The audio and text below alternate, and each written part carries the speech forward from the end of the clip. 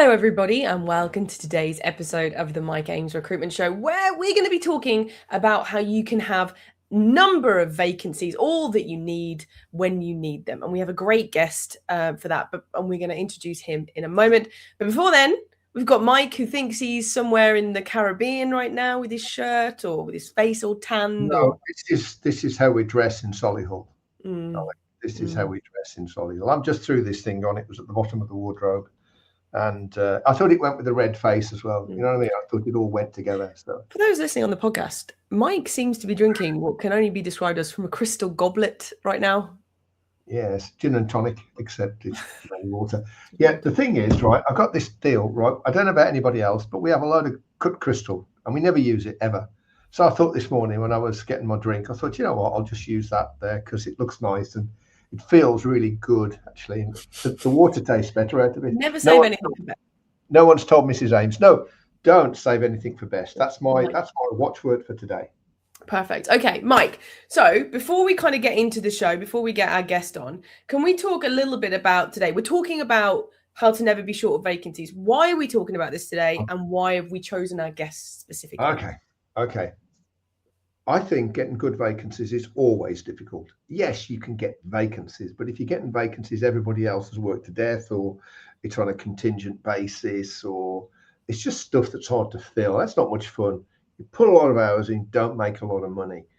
So getting really good quality vacancies is hard. Now, when I came across Shane's a client, and he was telling me about how he does his business, and I won't tell you how much money he makes. That would be wholly inappropriate. But I'm telling you, for one guy, he does very well.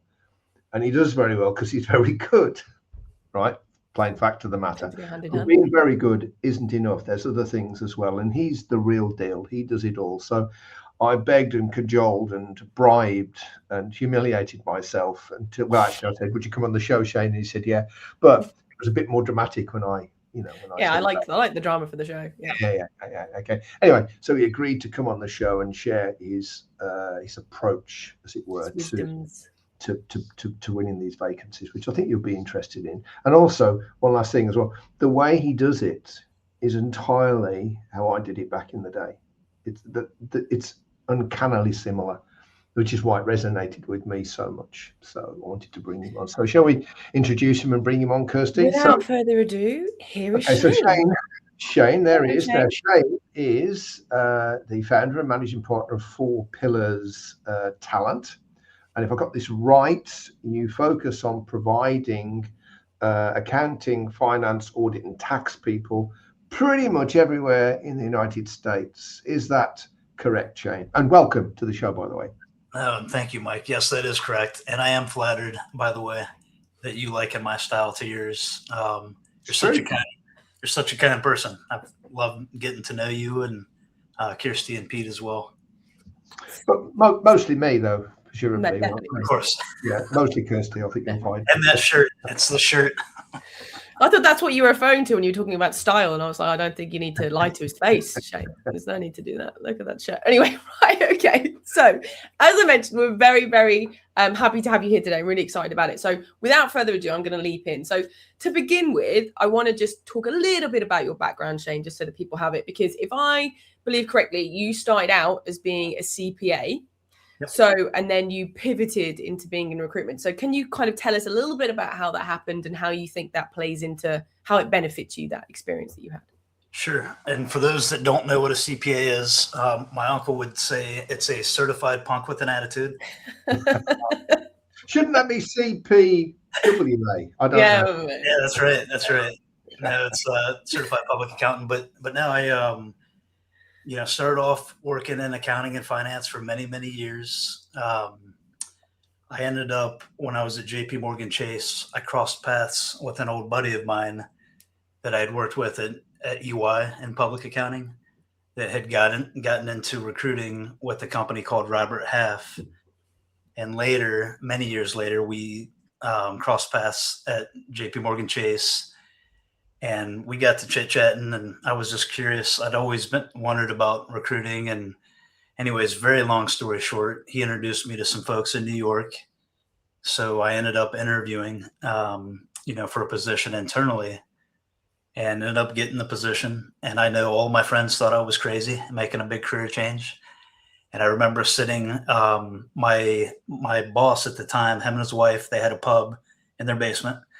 And so I was sitting with them having a conversation, and my buddy was like, hey, are you sure you want to do this? And I looked at him. I was like, hey, what's the worst that can happen? If I fell, are you telling me you wouldn't hire me back? And he was like, yeah, you're right. and and whereas his wife was like, hey, I feel like your heart's in this. Why don't you give it a go? And so I made the change.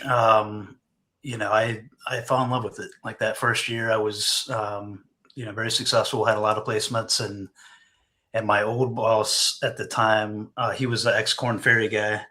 So he'd been with one of the Shrek firms, and he told me, he's like, hey, you should definitely go into agency, to external recruiting, just because I think it'll increase your marketability long-term in the recruiting space, if you decide to go back in-house.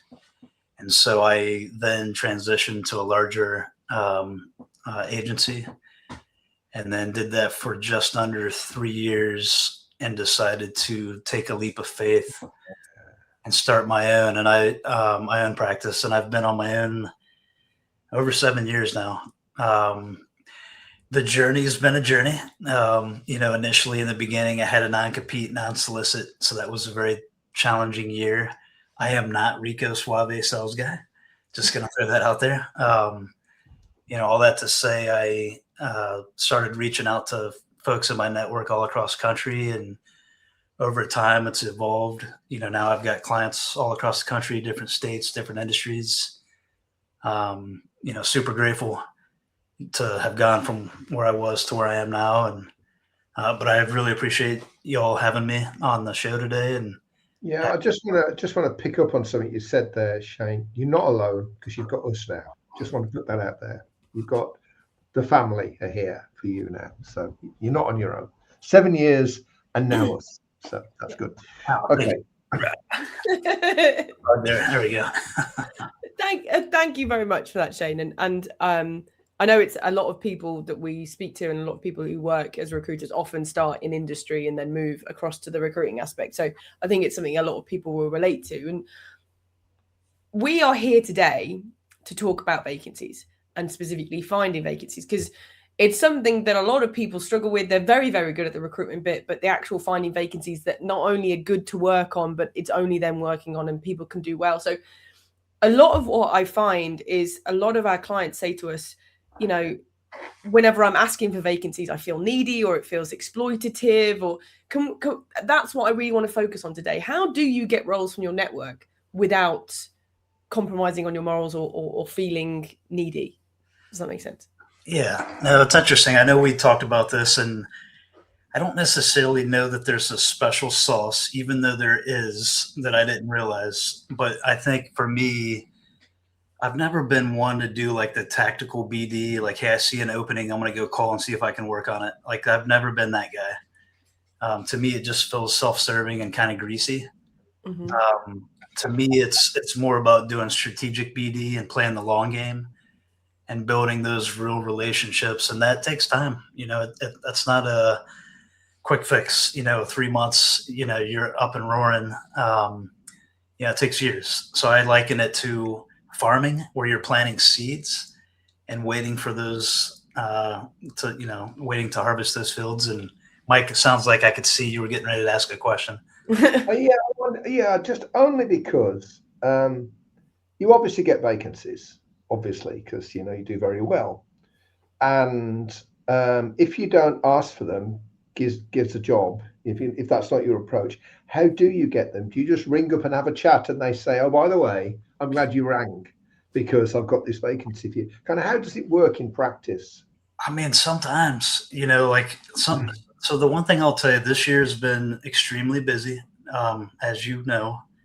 I think sometimes there's something to be said for mojo, the momentum, as things keep going, like everything just starts aligning, the stars are aligning. But oftentimes when I reach out to folks, it's not me asking, hey, can I work on a search?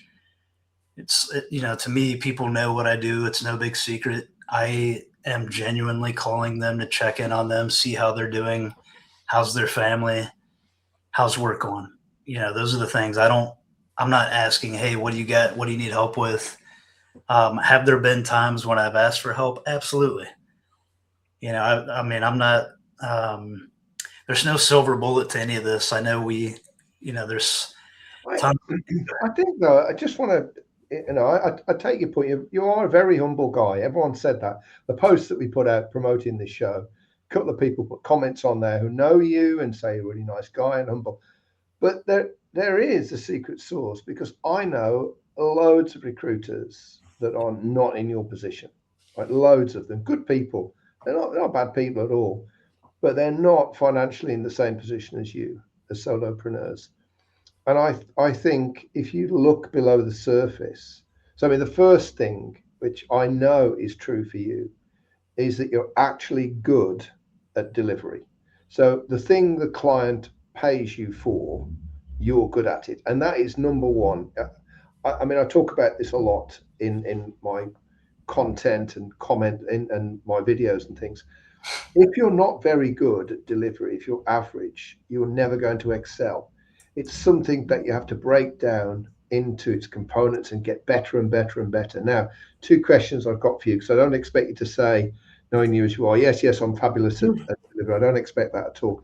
But my question is, do you think that your background, your initial training in CPA has helped you to become good at delivery? Do you think that's a key part of it? So yes and no. And I will tell you the yes part. So having done accounting and finance, audit and tax, it does give me different perspective and different vantage point that other folks may not be privy to, right? To where I can have a very educated conversation with a controller, a CFO, about a business problem, that we're looking to solve. However, I have done tons of searches outside of accounting and finance, whether it's a head of HR, operations, engineering, IT, legal, you name it. Like I've done and conducted a lot of other searches outside of accounting and finance successfully. I think it's being a good listener when you're taking on a new search and really in learning everything you can about that role, so that you can figure out who has those, traits and characteristics, like not only the hard skills, but the soft skills. Because a lot of it too is being a professional matchmaker, like trying to figure out who's going to fit the culture and the person, the hiring style. If somebody's kind of chatty Cathy, if somebody's heads down, you have to be very in tune with that person's style. Hopefully that helps a little bit.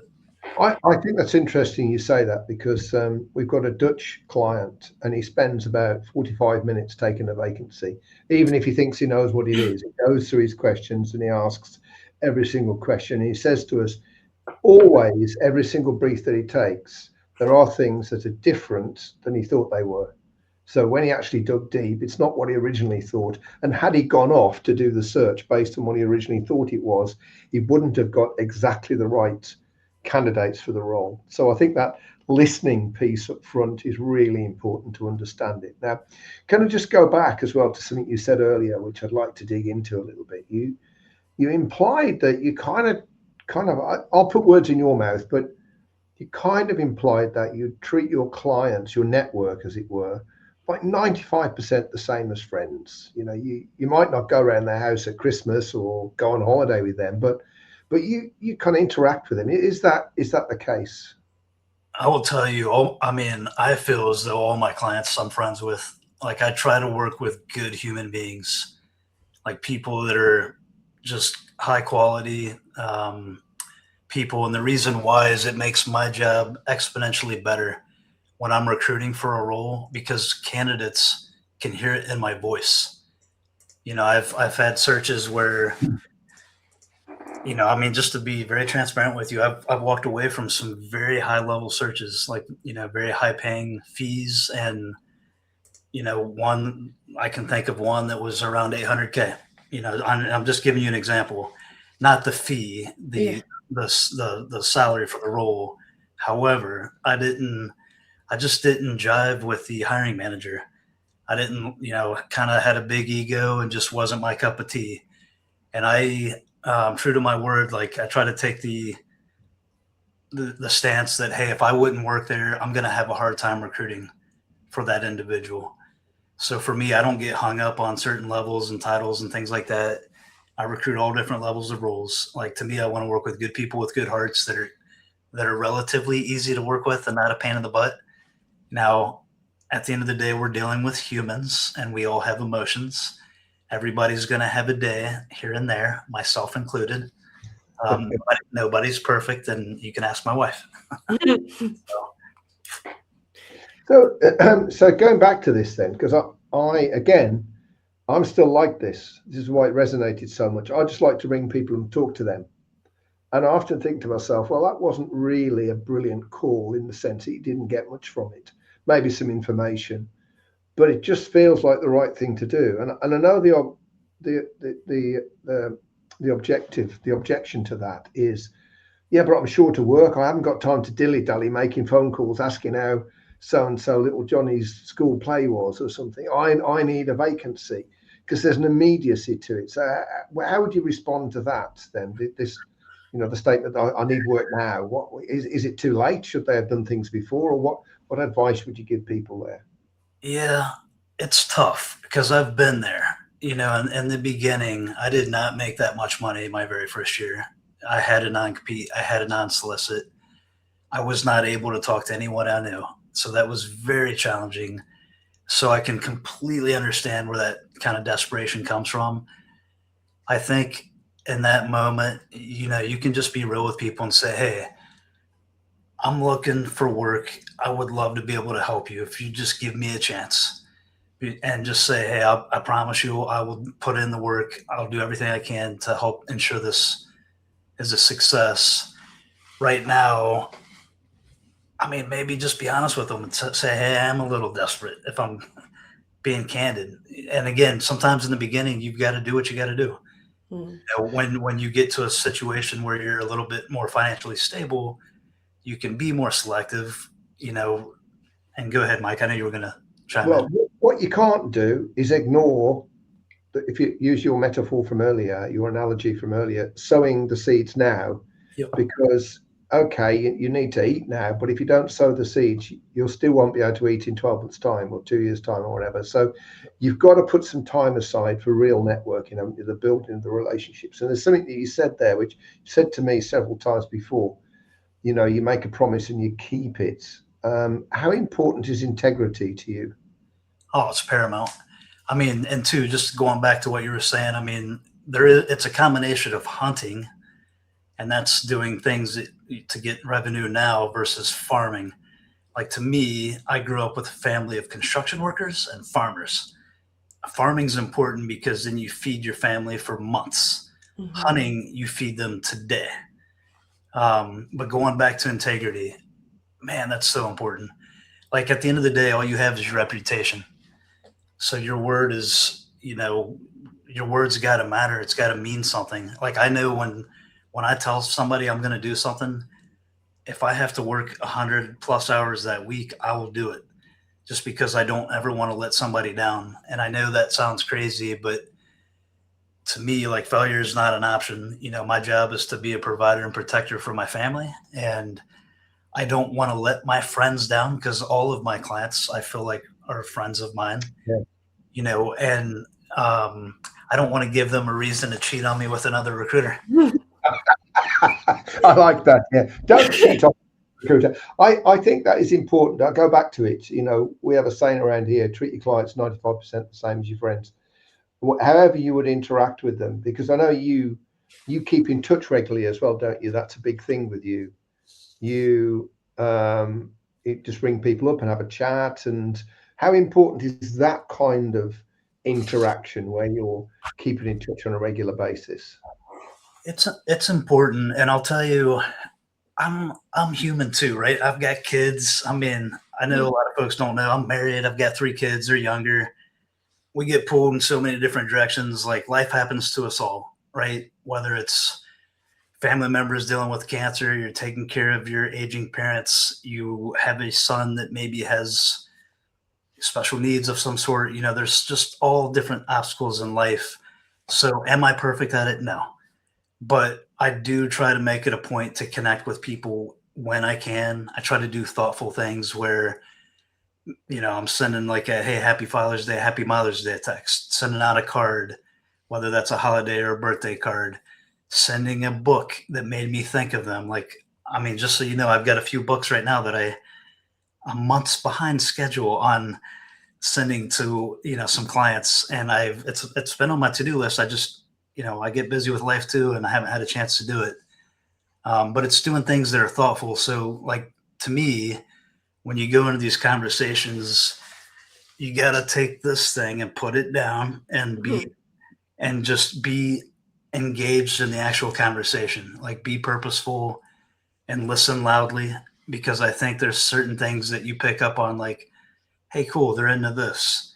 And then when something crosses my mind that makes me think of them, you know, then I let them know that. Right. And two, like sometimes, you know, like for example, this year, a buddy of mine, I haven't talked to him in 3 years, and I was embarrassed. He called me up for 3 searches, and I was like incredibly grateful, but, you know, I hadn't talked to him in a while. But, you know, with me, a lot of my clients are like old college friends. You know, we haven't talked to each other in years, but we pick right up where we left off. That's really interesting, because I reckon with relationship building, the science behind it is you reach a point. When you go beyond that point, the relationship pretty much lasts forever. Yep. You can keep in contact when you do.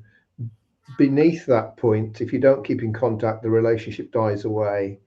And I think part of that is the intensity of that relationship as well. So in other words, if you were working very hard with each other, say, or you did a lot of work together, or you went through something together, and there's a level of trust and rapport and dependency built, that never goes away. And it can be 1 year or 10 years, and it's like you were with them yesterday. You know, there's that level. But beneath that, if you haven't spoken to someone, it's kind of weird to go back to them if you haven't spoken to them for a while.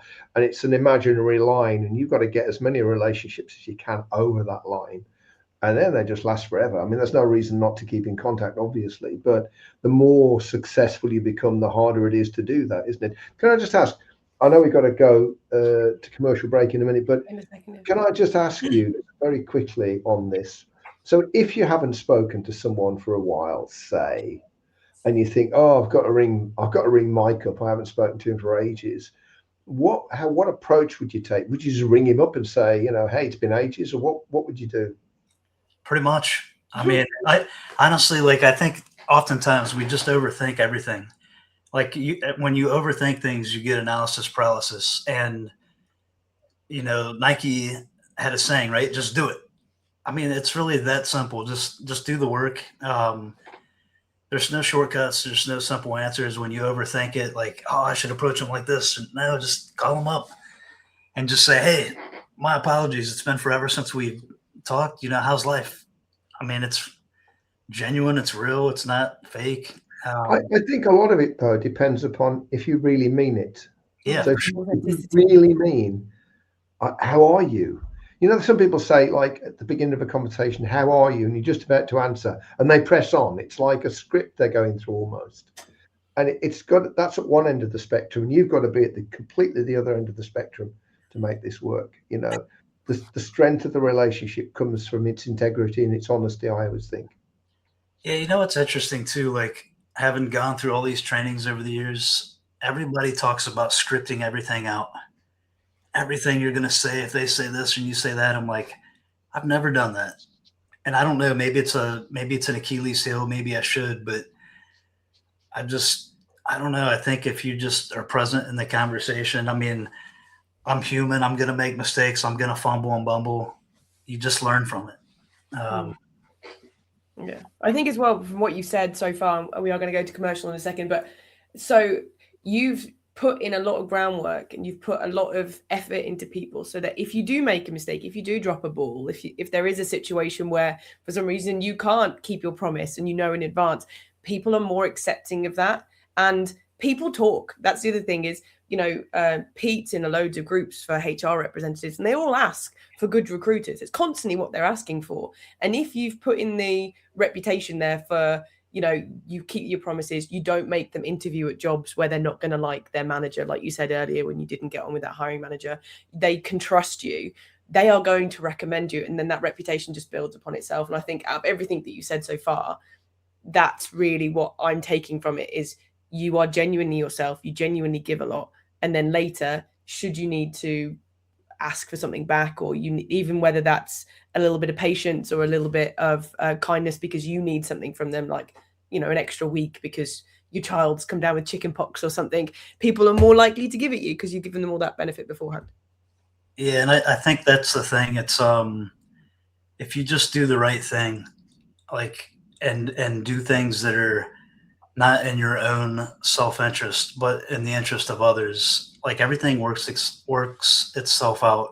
I think oftentimes people are so short-sighted and they're just, what's in it for me? What's in it for me? And if you help others, it'll come back around full circle. I want to pick up after commercial. I want to pick up on that because that's one of your things. You are a very, very, very helpful person. And a number of people, again, have said that to me through the posts that we've made. So I want to come back to that if I can, because that's kind of a key part of this, I think. But before then, it is now time for our commercial break. And again, we are the commercial. Yeah. Oh, yes, it's us, isn't it? Yeah. Okay. All right. So running a business is hard. I think if you're a solopreneur, it's really, really, really hard. If you've got aspirations to grow your business, not necessarily to sell, or maybe that was the original plan, but it is really hard. There are a lot of problems along the way, and rarely do things turn out the way in which you anticipated, the way in which you expected, the way in which you hoped. Let me just show you this if I can. Okay, this is the entrepreneur's entrapment, and it does feel like a trap, really, I think. When you run a business, very often the profits are lower than you think, the hours are longer, you know, you work on holiday, all of these things that coming up on the screen, you would recognize. And it feels like a trap sometimes. It's not so bad to start off with because you know it's going to be a bit like that to begin with, but 2, 3, 4, 5, 6 years in, it should not be like that. And that's often because the foundations in your business are missing. So I want to, if I can, give you the opportunity to put those foundations in. We run online workshops. They're called PLW workshops, Profit, Lifestyle and Wealth. And the main thrust of these is to help you build a safe. That's really important. The security element of your business is really important because otherwise you're going to go backwards. You're going to yo-yo backwards and forwards. So safe, consistent and secure is important, but you need it to be high profit, but you don't need to work in it all the time. And there is a formula for that. Okay, so we're going to show you that formula. Now, the next workshop that we have is on the 25th of June. It's been advertised for some time. It's 4 p.m. Greenwich Mean Time, London time, to 6:30 p.m. It's got a maximum of 8 attendees. Now, this morning, we have 3 spaces left on it. Been told that this morning. So, I mean, we got things sent out to people to look at, so they may have gone. But this morning, as we went, there were 3 spaces left. It's completely free. And if you're interested and would like a one-pager, which tells you about it, so it's not a commitment, you just want to know, and we're not going to chase you and hassle you or anything. So you ask, we send it to you, and then it's up to you. You just comment below PLW workshop, or alternatively, if you're listening to a recording or watching a recording of this, then you can just DM me or email me PLW workshop. DM me on LinkedIn, probably the easiest thing to do. And if you do that, then I will send you a one-pager, and it's up to you then if you decide to come or not. So if you're looking for something different, if you've had enough of the way it is now and you want to change, then why don't you come on the workshop and see what it has to offer? One last thing on there, it's not a sales fest. There's not a single pitch in the whole 2.5 hours, just so that you know. It's 100% content, 100% value, and we'd love to see you there. Perfect. So before we come back to Shane, there's a couple of comments I want to bring up. Not really questions, just comments. So Emma said it's the old cliche, but people buy from people, and I think that is come through everything that you said. On that, I heard a recent one that said people buy from people they like, trust, and feel valued by, and I think there's a certain amount of truth in that, isn't it? Or that they know, like, and trust. That's the thing people buy. Yep. I like that one. Thank you, Emma. Jackie said Shane is spot on. No one wants to work with the bitchy biscuit, which I really enjoy saying. It. I very much enjoy saying that, Jackie. I'm taking that I'm one. using That's that. my takeaway for today, right there. Bitchy biscuit. That's amazing. I love that one. That found its way back to Columbus, Ohio. I can't say it. That place where you live. Struggling. I like this, Jackie. That's I'm going to use that. No one wants to. I really enjoy that. And then Kathy said it's so important to be real, authentic. I like that, Shane. And I think that is what you've been saying so far, Shane, what I've taken away from everything. And I think what will continue for the rest of the show is what stems through everything is authenticity. You are genuinely a kind person who is interested in not only doing a good job, but also in the people that you're working with. And I think that is really what's coming across based off what you're saying. Yeah, there is a lot of authenticity in you, Shane. You know, we've worked together for some time now, and you're a very likable guy. Hey, look, if I'd got an accountancy vacancy, I would ring you up and give it to you. Put it out there, right? That's it. Okay, so I want to go back to what we were talking about before the break. There, you know, we were talking about that Stephen Covey. You know, the 7 Habits of Highly Effective People, and Stephen Covey talks about the relationship bank account. You can be in the black or the red. You know, you can have taken more from it, in which case you're in the red, or you can give to it, in which case you're in the black. Yep. Now, I know you like to keep people in the black. You give a lot more than you take, don't you? So you add value where you can. Could you talk to us about that a little bit, how that works with you? Yeah, I mean, I think with anything in life, everything in life, whether it's personal, professional, it's like a banking relationship, right? You can make deposits here and there, and you can take money out, withdrawals, right? So like with my wife, I've got to be real careful when I ask to do something because I know it's going to cost me. So to me, and I know we talked about this, it is more important to give than take. And what kind of things, you know, how do you give to your clients? I mean, you don't send them $20 in the post or anything, so maybe you do. I don't know. Maybe that's the way forward. I don't know. But how do you give to people? Yeah, I mean, giving doesn't have to necessarily always be gifts, right? I think with what we do, a lot of times people just want to be heard, and so you're giving them your time and you're giving them advice if they want your advice, right? Sometimes people just, you know, they just want to vent and they just want to be heard. And I think, you know, that's the biggest way that you can give without spending money is to give them your time and be genuinely interested in trying to help them with whatever issue that they're trying to solve. Another thing I will share with you, I know for me, I am a straight shooter. I don't try to tell people what they want to hear. I tell them what they need to hear. Now, sometimes that leads to lively conversations, but I think that people ultimately know my heart's in the right place. And what I mean by that is, just to give you an example, you know, I've had situations where a CFO buddy of mine was hiring a director with the intent to become a VP, and had passed on a candidate that I really believed in. You know, the thing is, like, when they spend 30 minutes to an hour speaking with somebody, oftentimes we've gotten to know this individual over a period of time and what they're made of, not just on paper, but who they are as a person. And I know when they passed on this candidate, it was somebody that I truly believed in. And I told my buddy, I was like, hey, this is a guy I'd want to go to war with. He's going to be the one that's going to have my back. It's going to work with me in the late in the evenings, on the weekends, all the things. So I went back to bat for him. And thankfully, my client listened, ultimately hired him, later told me, hey, I'm so glad I listened to you. That guy's a stud. He's crushing it. I was like, I wouldn't be in the position that I am right now had I not taken your advice. Now, again, I'm human. I'm going to make mistakes. We course correct, right? Sometimes I don't always pick the right person. And I try to always let the client pick the candidate and the candidate pick the opportunity. I am never pushy with anybody involved. But sometimes if you feel it in your gut and your heart, where you're like, you know what? There's sometimes where I will stick my neck out on the line to go to bat for somebody. And you think when that happens and you do that and it works out, that takes the relationship to a whole new level, doesn't it? Oh, 100%. 100%. I mean, this is the thing. I try to not only recruit for roles where I would actually want to go work with the people in the team, because for me, I love building teams because I'm building the culture, but I also try to hire candidates that I would want to hire myself.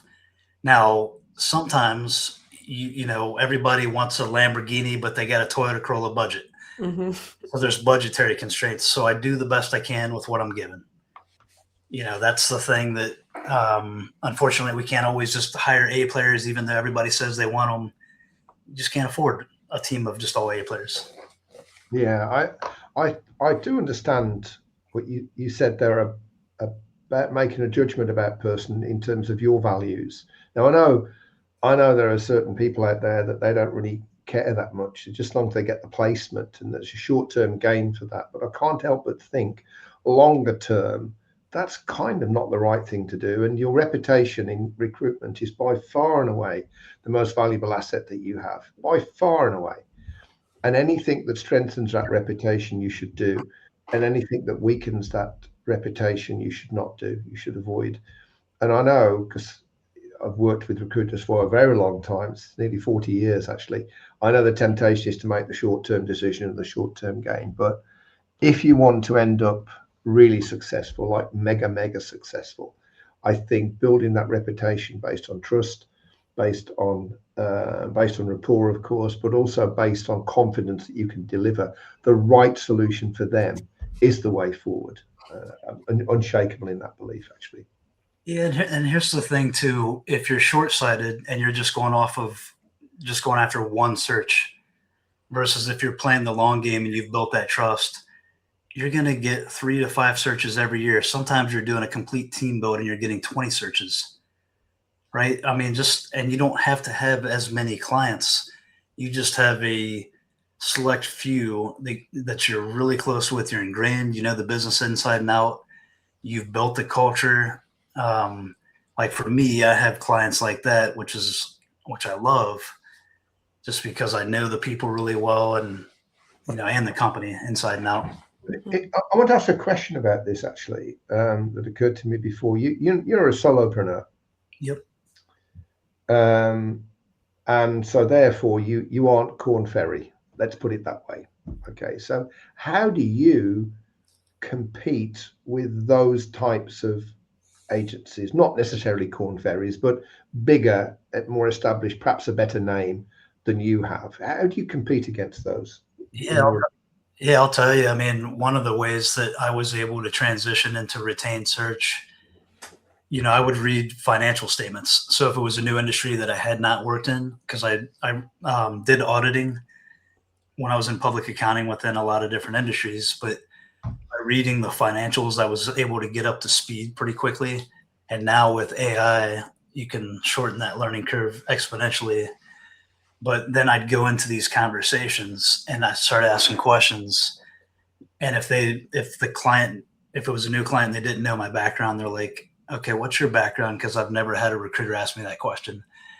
And then I'd ask, you know, I'd just send over a proposal retained. And they're like, yeah, you understand this? Absolutely. We just want to work with you. And, you know, that helped me to get those higher level exclusive searches. And then to answer your question a little bit more, as far as like competing against the Corn Ferries of the world, they have an army of people on the team. So your sales guy is much different than your recruiter, than your sourcer, than all the other pieces. For me, you're getting basically partner level work end to end. Like the buck stops here. If anything goes wrong, it's on me and I'll make it right. So it's not like the telephone game where I'm telling one person and it goes down, you know, to 20 other people and it gets back around. It's like, that's not what I said. Right. So the message is very succinct. It's clear. The approach, the outreach to candidates is spot on. There's no miscommunication, no hearing different stories and different versions of the story from multiple people. So that helps. And then too, like I don't have all the off limits. For me, like I don't recruit out of my clients. I would never do that. You never bite the hand that feeds you. So with, the Corn Ferries of the world, once they have a set number of clients, they can't recruit for them. I don't have where, hey, I can't recruit out of 50% of the companies within the US. I'm able to go and get whoever you need. And which is why too, I never did specialize in any one industry. I tried to have different industries, a few different clients in different markets. That way I would have plenty of candidates to kind of pull from. I like that. And diversify. If one industry gets a bit of a rough time, you've got a couple of other industries to sort of bolster you and get through the rough time. Well, and it's helped to recession-proof my business, because everything's cyclical in nature, right? And go ahead, Mike. Sorry. No, I just want to pick up on something that you said there, because I think that was like really important. Is that when you're dealing with these people, and when you're initially sort of pitching to them, you don't try and pretend to be something that you're not. I see a lot of solopreneurs that say we do this and we do that. There's only them, and 2 seconds on LinkedIn will show that. So do you think there's a value in actually saying, no, it's just me? It's me. You're buying me. You're not buying a big organization or a big team. If you want that, you've got to get down the road. But if you want me and to do a great job because it's me and my reputation on it, then come to me. Do you think that's a good enough edge to give competition with some clients, not with everybody, of course, but with some clients who think, yeah, actually, I do want that service. That's the kind of thing I'm looking for. I don't want. I mean, we picked on Corn Ferry, which is a little unkind, actually. But okay, well, again, sorry, Corn Ferry. Yeah, no, I mean, here's the thing: it's people want accountability. So for me, it's, hey, if anything goes wrong, just call me. I'll make it right. Within reason, right? I mean, but I think that's something that they like and enjoy. And my retained searches, they've got my cell phone number. They can call me in the evenings and on the weekends. I'm fully accessible, even if I'm on vacation with my kids. Like I keep things moving. Communication is key with all things in life. They know exactly where things stand, what hurdles and obstacles I'm encountering along the way. I'll give them status reports each week just so there's no surprises. I think people like to see that progress is being made, especially when it's retained, because they've paid you money up front. They want to see that you're actually doing the work. I know for me, I do some contingent as well. Eventually, I will transition away from that or hire some folks on the team to then focus on those roles. And the reason why is because I went to my doctor and I found out I'm allergic to wasting time. Hot damn, who saw that one coming? I didn't see it coming. I got a real bad case of it, and I can't do it anymore. Is it true you like to be paid for the work that you do? Is that true? You don't like to work for nothing? Strange. Well, you know what's interesting? So a lot of times when I talk to clients, I'm like, "Hey, do you get paid to do your job?" That's so weird. I'm good at my job, but I like to get paid too. And the analogy, and I'll tell you, like the analogy I use for folks in accounting, right? They want to use like 10 different recruiters. And I'm like, I got a proposition for you. Let's say they're working at a CPA firm and they're doing audit or tax. Like, I want you to come out and work on my audit for the next 2 months. And I'm going to hire you and 10 other CPA firms. And whoever does the best job, I'm going to pay you. Are you interested? Like, they'll tell you to go pound sand, but that's what they expect for us to do. And it doesn't make sense. And, we have hard costs and all the other things. We're running a business. It's not like,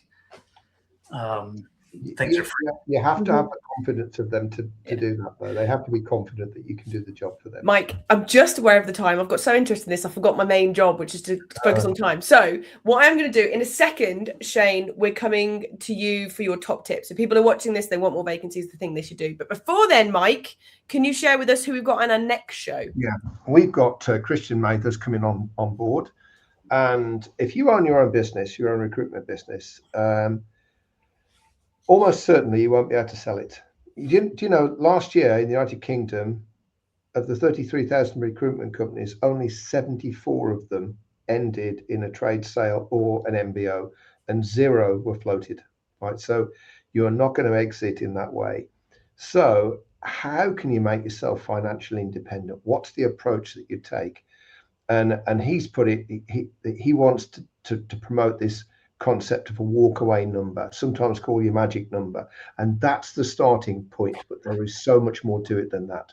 And Christian's coming on and we're going to have a really good debate about that. So if you're serious about your business and you're serious about making yourself financially independent and you know you're not going to sell, join us in 2 weeks and listen to what Christian has to say, because I think it's well worth it. Okay.